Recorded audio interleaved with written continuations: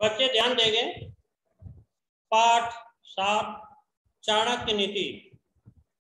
आपको हिंदी अनुवाद बता दिया गया है, फिर भी आपको एक बार फिर बता दिया जा रहा है। तो देखिए, मनसा चिंतनम कार्यम वाचा नय प्रकाशेत मंत्रेण रक्षेद गुणम कार्ये चापि नियोजयेत। मन में सोचे हुए कार्य मुख से बाहर नहीं निकलना चाहिए। गुप्त रखकर ही उस काम को करना चाहिए। मंत्र के समान गुप्त रखकर उसकी रक्षा करनी चाहिए।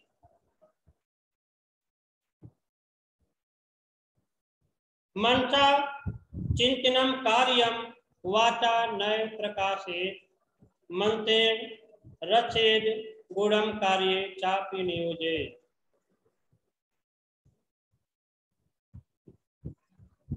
कोई बताएगा? सर अनुज। अनुज बताइए।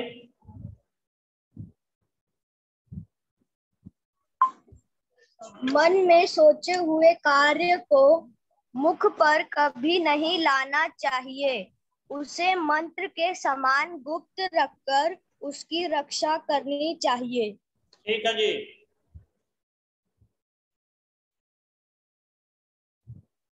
और कोई बताएगा? राशि राशि। Yes sir. हाँ जी, बताना। सर इसी का हाँ, इसी का। मन में सोचे हुए कार्य मुख से बाहर नहीं निकालना चाहिए। मंत्र के समान उसकी गुप्त रूप से रक्षा करनी चाहिए। ठीक है जी। आपको बताया गया कि मन में सोचे हुए कार्य मुख से बाहर नहीं निकलना चाहिए। गुप्त रखकर ही उस काम को करना चाहिए।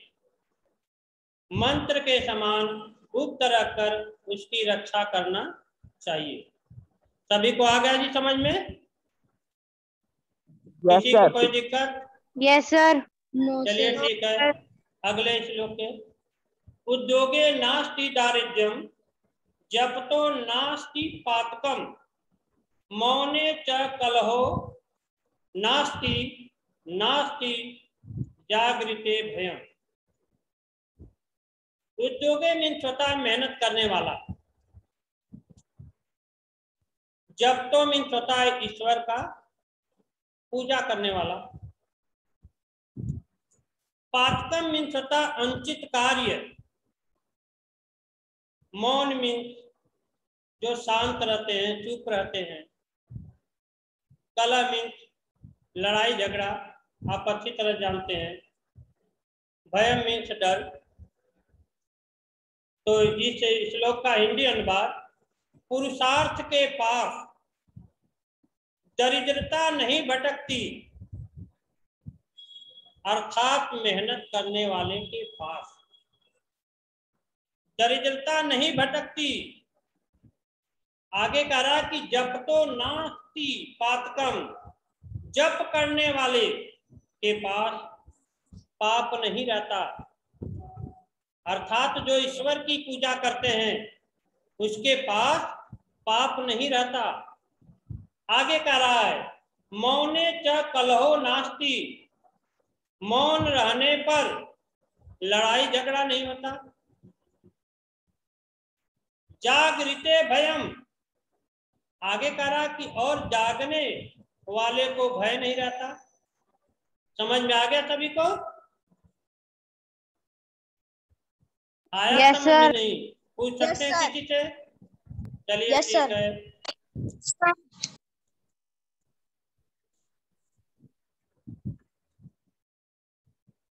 प्रीता चौहान। Yes sir. हाँ जी बताना। पुरुषार्थ के पास आपकी आवाज बुलंद होनी चाहिए, तेज आवाज में बोलिए। पुरुषार्थ के पास दरिद्रता नहीं भटकती, अर्थात मेहनत करने वाले के पास दरिद्रता नहीं आती।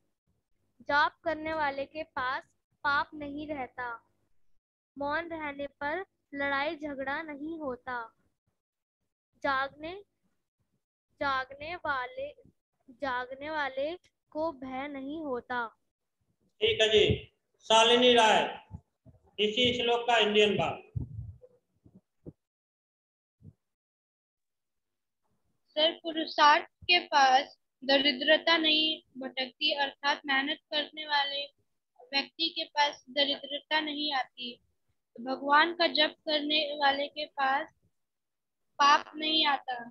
मौन चुप रहने से झगड़े नहीं होते और चौकन्ने रहने से भय नहीं लगता। ठीक है जी। और अच्छी तरह से और कोशिश करिए कि बेहतर ढंग से बताएं।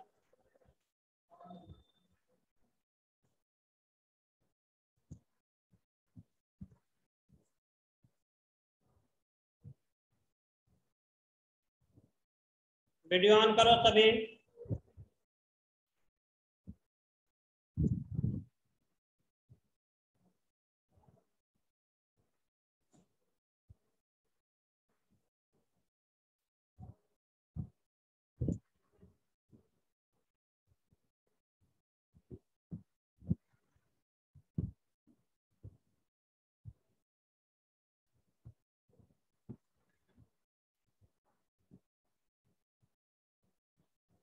हाँ जी बताइए, किसी को इस श्लोक में कोई दिक्कत है तो फिर से बता दिया जाए। किसी को है कोई दिक्कत? No sir. ठीक है जी, तो एक बार फिर से देख लीजिए। या सुहानी आप बताइए, बताइए जल्दी इसी श्लोक का।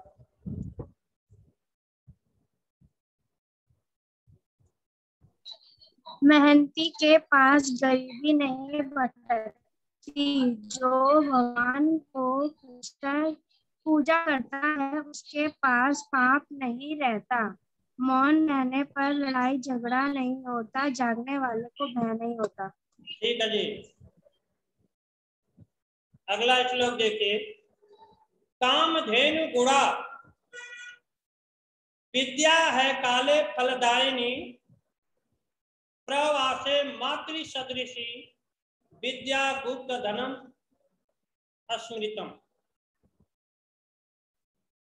तो आने आप कायदे से बैठ जाइए, मैं बार बार न कहना पड़े आपको। देख लीजिए, कामधेनु गुणा विद्या, विद्या में कामधेनु, विद्या में कामधेनु के समान गुण है। विद्या में कामधेनु के समान गुण है काले फलदायिनी, यह अनिश्चित समय में भी फल देने वाली है। यह अनिश्चित समय में भी फल देने वाली है। प्रवासे मातृ सदृशी विद्या, यह विदेश में माता के समान रक्षक और हितकारी है। अर्थात यह विद्या विदेश में माता के समान है। विद्या गुप्त धनम स्मृतम, इसलिए विद्या को गुप्त धन कहा गया है। इसलिए विद्या को गुप्त धन कहा गया है। समझ में आया जी? किसी से भी पूछा जा सकता है, इसलिए जिन्हें समझ में नहीं आया पूछ सकता है। आ गया जी सभी को समझ में? अच्छा, देख रहा हूँ। Yes sir. यस। अभी पता चल जाएगा।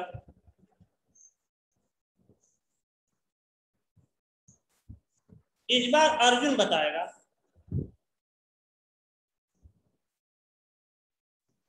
अर्जुन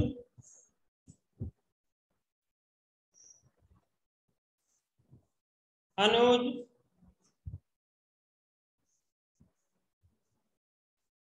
यस सर अनुज। हाँ। विद्या में कामधेनु के समान गुण है। यह असमय पर भी फल देती है।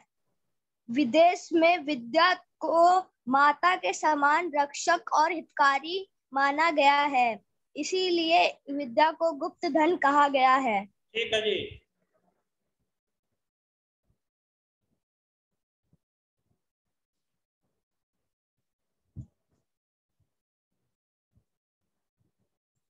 राशि, राशि। Yes sir. चलो बताओ जल्दी। विद्या में कामधेनु समान गुण होते हैं। यह असमय पर भी फल देने वाली है। विदेश में विद्या को माता के समान कहा जाता है।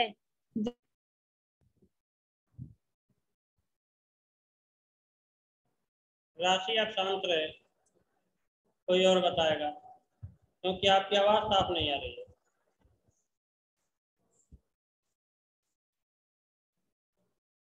जो भी बताए तो अच्छे तरह से बताइए। चलिए एक बार फिर से बताइए आप। राशि अच्छे तरह से बताइए, जल्दीबाजी इसमें क्या है? सर मेरा ना माइक खराब है। चलिए ठीक है, किसी और से देख लेना।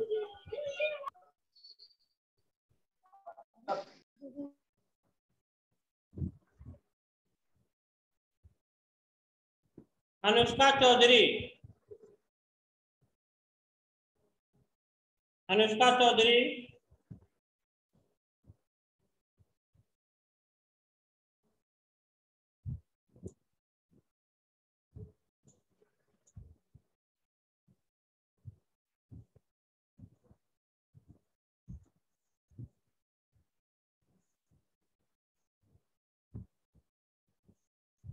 स्वाति दीक्षित। Yes sir. आराम से सोच समझ कर।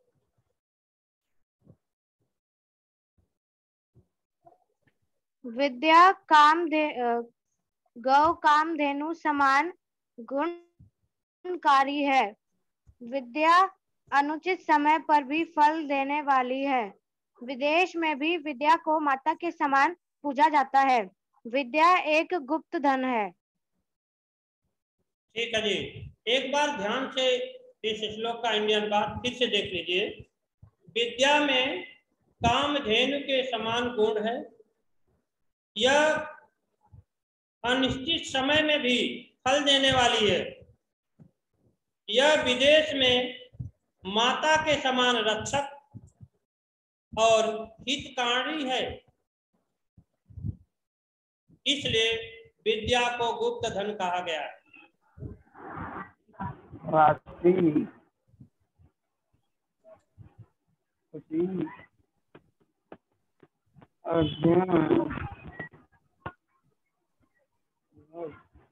अब अगला श्लोक देखिए।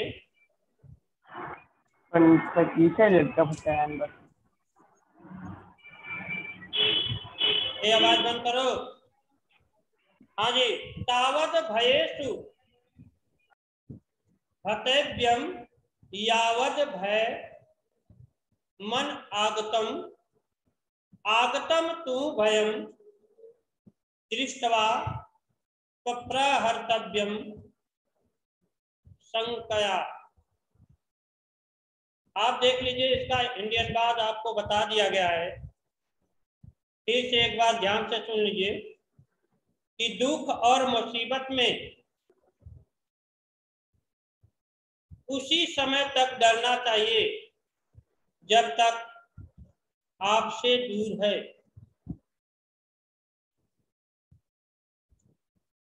परंतु जब दुख आपके सिर पर आ जाए तब निडर होकर और निश्चित होकर प्रहार करें। उन पर विजय पाने का एकमात्र रास्ता यही है। उन पर विजय पाने का एकमात्र रास्ता यही है।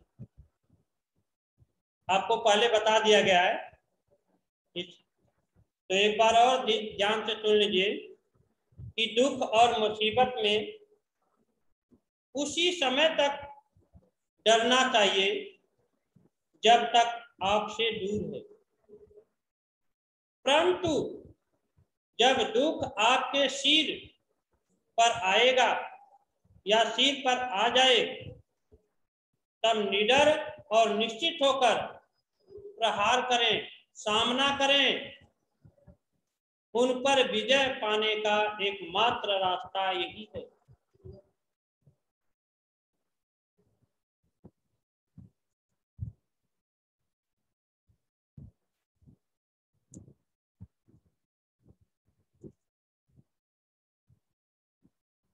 हाँ जी, कौन बताएगा?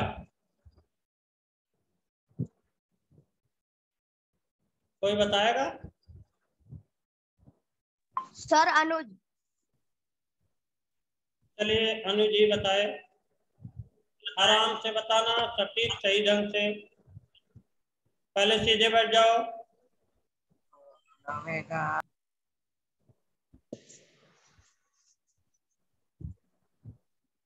दुख और मुसीबत से उसी वक्त तक डरना चाहिए जब तक वह आपसे दूर है। जब वह आप पास आ जाता है तब आपको उससे डरना नहीं चाहिए, बल्कि उसका डटकर सामना करना चाहिए। इससे बचने का एकमात्र रास्ता यही है। ठीक है जी। कोई और? दिव्यांशु त्रिपाठी, चलिए बोलिए। दुख और मुसीबत से तभी तक डरना चाहिए जब तक वो आपसे दूर है। जब वो आपके सिर पर आ गए हैं तो उसका निश्चित होकर सामना करना चाहिए। इसने का एकमात्र रास्ता यही है। ठीक है जी।